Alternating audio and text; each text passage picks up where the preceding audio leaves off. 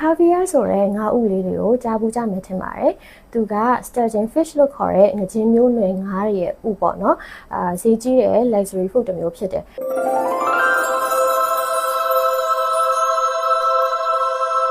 ဘာလို့ဈေးကြီးလဲဆိုရင်ဒီငါးလေးတွေမှာเราတို့ခန္ဓာကိုယ်အတွက်လိုအပ်တဲ့ protein တွေ amino acid တွေ fatty acid တွေ vitamins တွေ minerals တွေအများကြီးပါတယ်ပြီးရင်ဒီငါးလေးတွေကဥဖို့အတွက်တက်တန်းအားဖြင့်9နှစ်ကနေအနှစ်20လောက်ထိစောင့်ရတတ်တယ်ဥလေးတွေရတဲ့ခါမှာလည်းဒီဥလေးကို extract လုပ်ဖို့အတွက် skill workers တွေလိုရပေါ့နော်ဒါကြောင့်သူက luxury food တစ်မျိုးထဲမှာပါနေတာဖြစ်ပါတယ်အခုနောက်ပိုင်းမှာဒီ caviar ဥလေးတွေကိုဒါတို့ရဲ့အစားအစာတွေမှာမဟုတ်ဘဲနဲ့ skin care ပစ္စည်းတွေမှာပါတွေ့လာရတယ်ပေါ့နော်ဒီ caviar ဥလေးတွေအနေနဲ့တော့ skin care မှာပါတာမျိုးမဟုတ်ဘူးဒီဥထဲမှာပါတဲ့အာဟာရတွေကို extract လုပ်ပြီး skin care ထည့်ထားတာမျိုးပေါ့နော်ဆိုတော့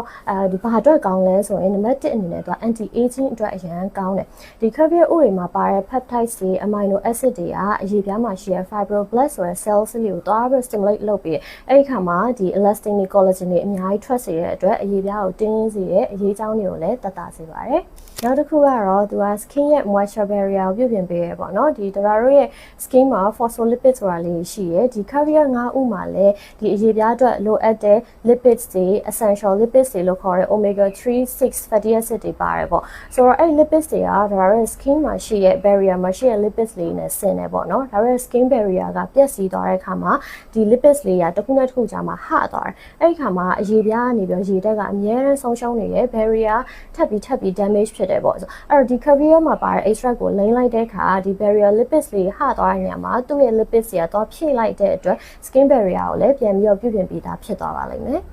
နောက်ကောင်းတာလေးတစ်ခုကတော့ antioxidant property ပေါ့ caviar ဥလေးတွေမှာ vitamin E selenium နဲ့ zinc တွေပါဝင်တဲ့အတွက်အသားရည်မွေးခြောက်တာတွေတက်တာစေရဲ့အရေးပြားလေးကို glow နေအောင်လုပ်ပေးနိုင်တယ်နောက်ပြီးတော့ဒါတွေမကသေးဘူး vitamin A D တွေ vitamin B12 လိုမျိုးတွေလည်းပါတဲ့အတွက်အရေးပြားကိုပြုပြင်ပေးတဲ့နေရာမှာအများကြီးအထောက်အကူဖြစ်ပါတယ်caviar skincare product အများစုက niacinamide နဲ့တွဲပြီးတော့ formulation လုပ်ထားကြတယ်။အဲ့လို niacinamide နဲ့တွဲလိုက်တဲ့အခါဒါတို့ရဲ့အရေးပြားမှာရှိတဲ့အမဲဆက်တွေကိုတက်တာစေရဲ့အသားညစ်တာတွေအသားမကြည်တာတွေကိုလည်းတက်တာစေပါတယ်။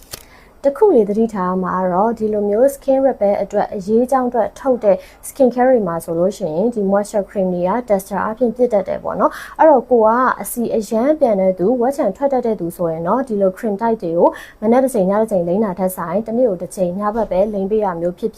ဒါမှမဟုတ်ရင်ဒီလို moisture cream ကိုမသုံးမဲနဲ့ toner serum တွေကိုပဲသုံးပေးရမျိုးဖြစ်လေးလုပ်ရင်ပိုပြီးကောင်းပါလိမ့်မယ်နော်ဒါဆိုရင် caviar ပါတဲ့ series လေးတွေကိုသုံးချင်တဲ့သူတွေအတွက် information လေးရသွားမယ်လို့မျှော်လင့်ပါတယ်။နောက်ဗီဒီယိုလေးမှာလည်း